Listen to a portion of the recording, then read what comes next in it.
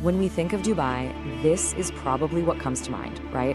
A shimmering, futuristic city, impossible skyscrapers, and this incredible luxury just rising straight out of the desert sand. It's an image of unbelievable wealth and ambition. So the story we all kind of tell ourselves is pretty simple. This was all built on black gold, a nation that just got lucky and struck it rich with vast oil reserves. But what if I told you that common story is almost completely wrong? I mean, just look at this. Oil makes up only 1% of Dubai's entire economy. Just 1%. So, okay, let's dive into this. If it wasn't oil, what really fueled Dubai's insane transformation? Well, to find the real answer, we've got to rewind the clock, way back, before the skyscrapers and the artificial islands, back to when Dubai was little more than a small fishing village. So for decades, Dubai's entire economy, its whole existence, it all depended on just one single thing: pearl diving. It was a dangerous, tough trade, but man, it brought huge wealth to the region. Yeah, the city's fate was literally tied to this one precious treasure from the sea. And for a while, it seemed like the good times would never end. But that reliance, well, it would turn out to be a devastating, city-ruining mistake. So then, boom, the Great Depression hits. And at the exact same time, Japan figures out how to make cultured pearls. The market was flooded. And just like that, Dubai's entire industry was wiped out practically overnight. This collapse taught Dubai's leaders a brutal, unforgettable lesson. Never, ever depend on a single resource again. And that lesson, it was burned into the mind of Dubai's new ruler in 1958, Sheikh Rashid bin Saeed Al Maktoum.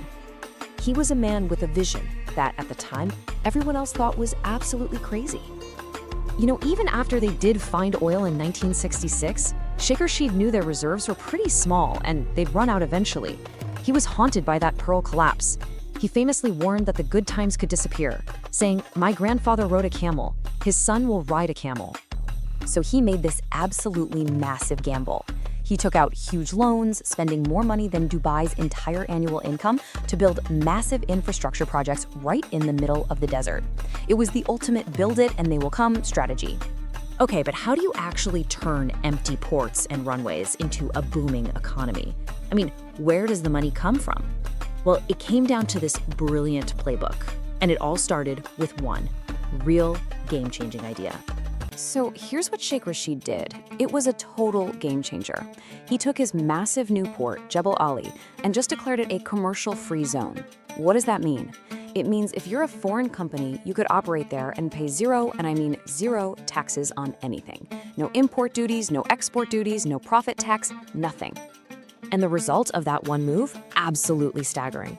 Today, that one single tax-free zone brings in nearly a quarter of Dubai's entire GDP. Just look at how it completely dwarfs that tiny 1% from oil. It's not even close. What a stunning success. And then his son, Sheikh Mohammed, he just doubled down on this whole vision. He launched the heavily subsidized Emirates Airline to basically funnel the entire world through Dubai. And then you build these record-breaking attractions like the world's tallest building to make sure they'd want to stay. You combine all that with really open policies, a tolerance for Western lifestyles, and suddenly, Dubai is this magnet for international business and tourists. So all this explosive growth, it created a modern marvel, for sure. But all that construction, the world's tallest building, these massive ports, it required a workforce on a scale nobody had ever seen. Which brings us to a really crucial question. Who actually built it? Well, the answer, overwhelmingly, is not citizens of Dubai. Over 88% of the people living in Dubai are foreign nationals. We're talking about a massive migrant workforce, people with almost zero chance of ever becoming citizens. And what this has created is this starkly divided society. On one hand, you have Emirati citizens who get cradle-to-grave benefits from the state. And on the other hand, you have the foreign workers, the very people who built the city, often facing low wages, terrible living conditions, and with very few legal protections to speak of.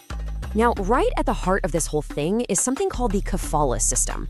Basically, it's a labor system that legally ties a migrant worker's visa and their legal status directly to their employer. And this gives the employer immense, almost total control, which is why critics have gone so far as to label it a form of modern-day slavery. And it's not just talk. Human rights groups have documented just widespread abuses under this system. We're talking about employers taking passports, not paying wages for months on end, and forcing people to work in just horrific conditions. This is the hidden price, really, of Dubai's lightning-fast construction. But, the authoritarian nature of the state isn't just something felt by its workers. There have been several really high-profile escape attempts by female members of the ruling family itself. And these stories, they've exposed the strict control that exists right behind that glamorous, glittering facade. So you go from a ruined pearl village to a global metropolis in a single lifetime. I mean, Dubai's story is one of absolutely incredible vision and risk, no question. But it leaves us with this huge provocative question, right?